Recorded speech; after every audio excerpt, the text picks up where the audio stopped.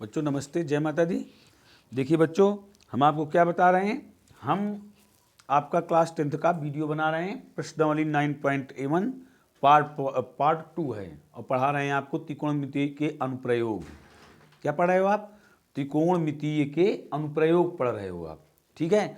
उसमें जो चैप्टर पढ़ रहे हो उसे कहते हैं ऊंचाई और दूरी, ये चैप्टर कहते हैं। इसमें आप समकोण त्रिभुज से ही संबंधित चित्र आप पढ़ोगे। जो पढ़ना है आपको समकोण त्रिभुज से संबंधित पढ़ना है, ठीक है। और देखिए, जैसे क्वेश्चन नंबर 2 है, आंधी आने से एक वृक्ष टूट जाता है। क्या है बच्चों? आंधी आने से एक वृक्ष टूट जाता है और टूटा हुआ भाग इस तरह मुड़ जाता है कि वृक्ष का शिखर जमीन को छूने लगता है और उसके साथ 30 अंश का कोण बनाता है।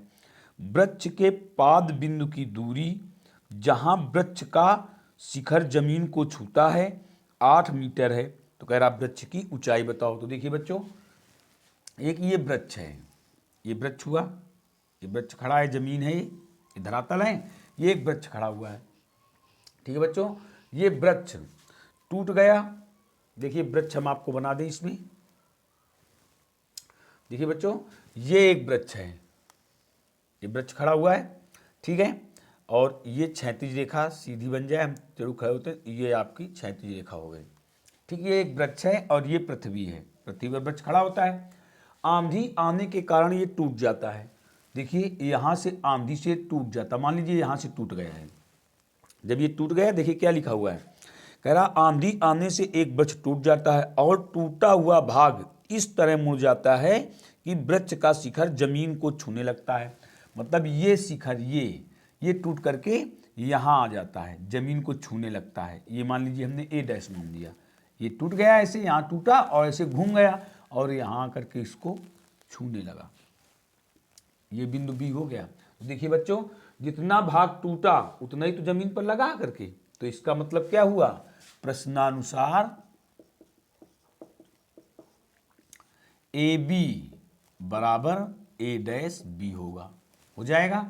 अब क्या कह रहा है और उसके साथ 30 अंश का कोण बनाता है। ये जमीन से शिखर छू जाता है और जमीन के साथ 30 अंश का कोण बनाता है। फिर क्या कह रहा है, वृक्ष के पाद बिंदु की दूरी, वृक्ष के पाद बिंदु ये है, पाद बिंदु की दूरी जहां वृक्ष का शिखर जमीन को छूता है, ये वृक्ष का शिखर जमीन को यहां छू रहा है, ये दूरी कितनी है, ये बच्चों 8 है, 8 मीटर है, ठीक है। तो बच्चों क्या कह रहा है, कह रहा वृक्ष की कुल ऊंचाई बताओ। तो देखिए बच्चों, वृक्ष ए बी है, ए बी, ठीक है। वृक्ष बच्चों ए बी है, टूटा हुआ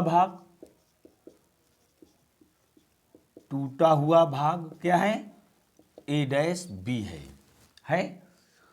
ठीक बच्चों। ए बी नहीं, वृक्ष ए सी है, इसको सी मान दिया हमने, वृक्ष ए सी है और टूटा हुआ भाग ए बी है, ए डैश बी है, जो जमीन को छू रहा है, ए डैश बी या ए बी, इसको ऐसे आप लिख सकते हो, टूटा हुआ भाग हुआ, ठीक है। तो हमसे कह रहा वृक्ष की कुल ऊंचाई, वृक्ष की कुल ऊंचाई ये ज्ञात करनी। तो देखिए वृक्ष की कुल ऊंचाई क्या हुई, A B plus B C, ये वृक्ष की कुल ऊंचाई हुई A B plus B C. और आप जानते हो ए बी किसके बराबर है, ए डैश बी के बराबर है, तो ए डैश प्लस बी सी हुई वृक्ष की कुल ऊंचाई। हुई नहीं, देखिए ध्यान से आप, क्योंकि वृक्ष ए सी था, आंधी आने के कारण बिंदु बी से टूट गया, जो शिखर है वृक्ष का ये जमीन के साथ लग गया करके, इस प्रकार टूटा कि ये शिखर जमीन में आकर टच हो गया, जो 30 अंश का कोण बनाता है जमीन के साथ, और इसकी दूरी वृक्ष के पाद बिंदु से 8 मीटर है। तो कह रहा वृक्ष की कुल ऊंचाई बताओ। वृक्ष की कुल ऊंचाई उसने ए सी पूछी है, ठीक है। तो ए सी क्या है, A B plus B C, और आप जानते हो ये टूट चुका है, तो ये तो समकोण त्रिभुज में है नहीं, समकोण त्रिभुज ये है, हमने आपको बताया है समकोण त्रिभुज से संबंधित प्रश्न पढ़ रहे हो आप। तो देखिए समकोण त्रिभुज में आपको आधार पता है, कोण पता है, और कौन सी भुजा चाहिए हमें, ए डैश बी और बी सी चाहिए। ए डैश बी अर्थात कर्ण चाहिए आपको, और क्या चाहिए, लंब चाहिए।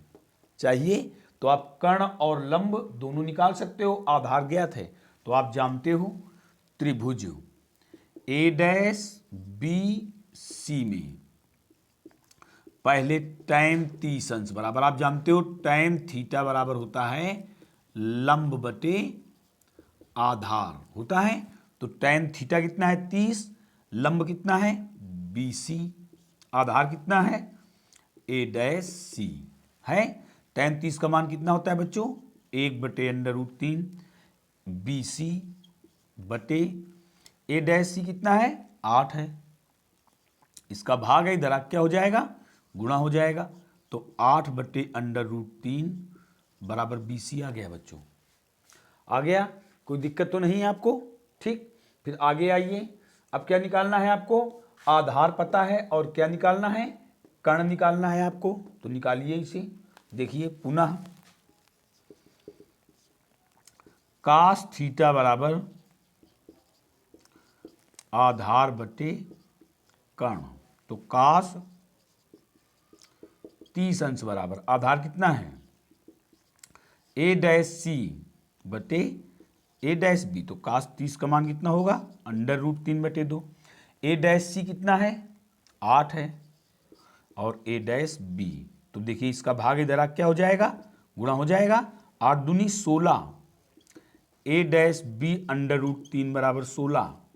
तो A डैश बी बराबर कितना आ गया 16/√3, इतना आ गया। अब देखिए वृक्ष की कुल ऊंचाई, वृक्ष की कुल ऊंचाई कितनी है A dash B plus BC है। तो A डैश बी आपने कितना निकाला 16/√3 और ये कितना निकाला 8/√3। देखिए इनके हर बराबर हैं तो 16 8 कितना हुआ 24/√3 हो गया। लेकिन बच्चों जानते हो √3 लिखा हुआ है हर में, तो इसका परिमेयकरण करोगे, हर में करनी नहीं रहती, आपने कक्षा 9 में पढ़ा होगा।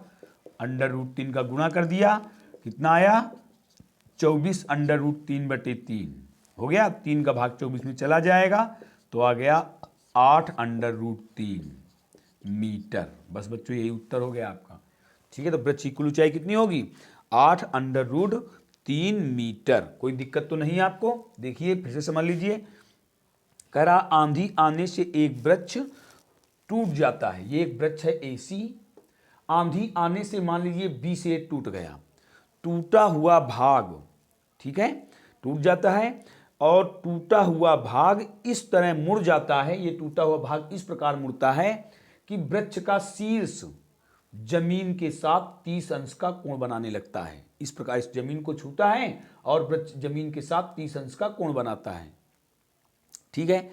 फिर कह रहा है वृक्ष के पाद बिंदु से शीर्ष जहां जमीन को छूता है वहां तक की दूरी 8 मीटर है। तो कह रहा वृक्ष की कुल ऊंचाई बताइए। तो देखिए प्रश्न ने हमको क्या बताया कि वृक्ष टूट करके जमीन को छूता है, तो इसका मतलब हुआ कि जितनी दूरी AB है उतनी ही दूरी A डैश B डैश है। क्यों, क्योंकि जितना टूटेगा उतना ही तो जमीन को छुएगा। इसलिए देखिए हमने पहले ये लिख दिया।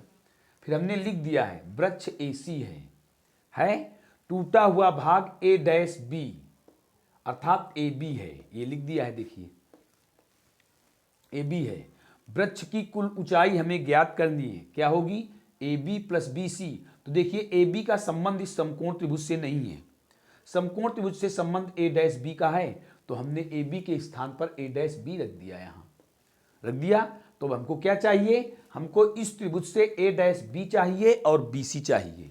A डैश B क्या है कर्ण है और BC क्या है लंब है।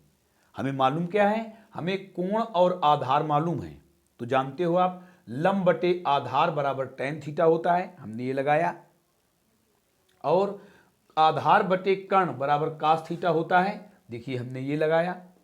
दोनों से हमने ये मान निकाल लिए और इसी में रख दिए। देखिए हमने ये रख दिया, जोड़ दिया, आपका उत्तर हो गया। कोई दिक्कत तो नहीं है। इस प्रकार से बच्चों देखिए क्वेश्चन नंबर 3 देख लीजिए आप। क्वेश्चन नंबर 3 देखिए, क्वेश्चन नंबर 3 भी अच्छा है, ध्यान से देखना आप, और आसान सा है। क्या है, कह रहा है एक ठेकेदार बच्चों को खेलने के लिए एक पार्क में 2 फिसलन पट्टी लगाना चाहती है।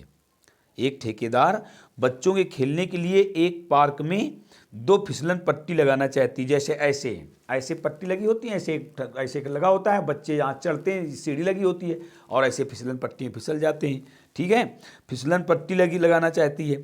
5 वर्ष से कम उम्र के बच्चों के लिए वह एक ऐसी फिसलन पट्टी लगानी चाहती है जिसका शिखर 1.5 मीटर की ऊंचाई पर हो। ठीक है, और भूमि के साथ 30 अंश के कोण पर झुका हुआ हो, जबकि इससे अधिक उम्र के बच्चों के लिए 3 मीटर ऊंचाई का एक अधिक ढाल की फिसलन पट्टी लगाना चाहती है जो भूमि के साथ 60 अंश का कोण बनाती हो। तो प्रत्येक स्थिति में फिसलन पट्टी की लंबाई क्या होनी चाहिए? देखिए बच्चों, हम आपको 2 चित्र बनाकर देख रहे हैं। पहले कह रहा है एक ठेकेदार बच्चों को खेलने के लिए एक पार्क में 2 फिसलन पट्टी लगाना चाहती है। ठीक है, लिखा है 2 फिसलन पट्टी लगाना चाहती है। कह रहा 5 वर्ष से कम उम्र के बच्चों के लिए वह एक ऐसी फिसलन पट्टी लगाना चाहती है जिसका शिखर 1.5 मीटर ऊंचाई पर हो और भूमि के साथ 30 अंश के कोण पर झुका हुआ हो। अर्थात देखिए बच्चों, 5 वर्ष और 5 वर्ष से अधिक उम्र दोनों के लिए आपको निकालना है। तो आप क्या लिखोगे? 5 वर्ष से कम बच्चों के लिए। और चित्र बनाइए बच्चों, ये फिसलन पट्टी है, ये फिसलन पट्टी हो गई, फिसलन पट्टी टेढ़ी होगी, कर्ण होगा। फिर इसके बाद क्या कह रहा, जिसका शिखर 1.5 मीटर की ऊंचाई पर। देखिए इसका ये शिखर है तो ये 5 मीटर की ऊंचाई पर है, जमीन से 5 मीटर की ऊंचाई पर। ये 5 मीटर 1.5 मीटर की ऊंचाई है। ठीक है, और जमीन के साथ कितने अंश का कोण बना रहा है? जमीन के साथ ये 30 अंश का कोण बना रहा है। ठीक है बच्चों, तो हमसे कह रहा है इसकी लंबाई बताओ, फिसलन पट्टी की लंबाई क्या होगी? ये 5 वर्ष से कम के लिए है। और फिर इसके बाद 5 वर्ष से कम, 5 वर्ष, इसके बाद कह रहा है जबकि इससे अधिक उम्र के बच्चों के लिए, 5 वर्ष से अधिक उम्र के बच्चों के लिए। देखिए एक फिसलन पट्टी दूसरी लगाई है, उसने लगाना चाहती है, और इसकी ऊंचाई कितनी है जमीन से? इसकी ऊंचाई बच्चों 30 सेंटीमीटर है। कह रहा है इसकी 3 मीटर है, 3 मीटर है। फिसलन पट्टी ऊंचाई इसकी कितनी है? 3 मीटर ऊंचाई पर एक अधिक ढाल की फिसलन पट्टी लगाना चाहती है जो भूमि के साथ 60 अंश का कोण बनाती है। ये बच्चों 60 अंश का कोण बनाती है। तो कह रहा है प्रत्येक स्थिति में फिसलन पट्टी की लंबाई क्या होनी चाहिए? ये लंबाई पूछ रहा है। फिर फिसलन पट्टी की लंबाई, तो आपने क्या देखा, हमें क्या निकालना है? हमें देखिए 2 समकोण त्रिभुज हो गए, हमें कर्ण निकालना है, यहाँ भी और यहाँ भी कर्ण निकालना है। अब इनके आप नाम लिख दीजिए, A B C, इसको आप D E F। ठीक है, एक एक त्रिभुज में आ जाइए। देखिए हमें लंब पता है, कर्ण ज्ञात करना है, कोण पता है, तो आप जानते हो क्या होता है, साइन थीटा बराबर लंब बटे कर्ण। लिखिए आप, साइन 30 अंश बराबर लंब कितना है? 5 है, लंब कितना आप ऐसे रखना चाहे वैसे रख दीजिए, AB बटे AC। अब साइन 30 का मान कितना होता है? 1/2 होता है। AB कितना है? 1.5 है। 20 और AC, तो देखिए इसका इधर गुणा कर दोगे तो AC बराबर कितना आ जाएगा? 15 दूनी 30, 3 मीटर। ये उत्तर हो गया आपका, एक उत्तर ये हुआ आपका। ठीक, इसके लिए आइए आप देखिए, इसमें क्या होगा? इसमें भी वही चीज है, कर्ण निकालना है, लंब ज्ञात है। तो क्या लिखोगे आप? साइन थीटा बराबर लंब बटे कर्ण, अर्थात साइन 60 अंश बराबर लंब कितना है? DE बटे कर्ण क्या है? DF। तो साइन 60 का मान कितना होता है? √3/2। DE कितना है? 3, और DF आप गुणा कर दोगे, क्या आ जाएगा? DF बराबर 2 × 3 बटे √3। ये गुणा में भाग में आ जाएगा। अब आप इसका परिमेयकरण कर दीजिए, √3 का गुणा कर दीजिए, तो कितना हो जाएगा? 6 √3/3। तो 3 दूनी, तो कितना आ गया? 2 √3। 3 मीटर। बस बच्चों एक उत्तर आपका ये हो गया। तो इस प्रकार से देखिए ये क्वेश्चन नंबर हमने 2 और 3 आपको बता दिए। ये क्वेश्चन नंबर 3 था, देखिए आसान सा क्वेश्चन है, कोई दिक्कत तो नहीं बच्चों। ठीक, अब अच्छा चलते हैं, फिर अगले वीडियो मिलेंगे, तब तक के लिए जय हिंद जय भारत।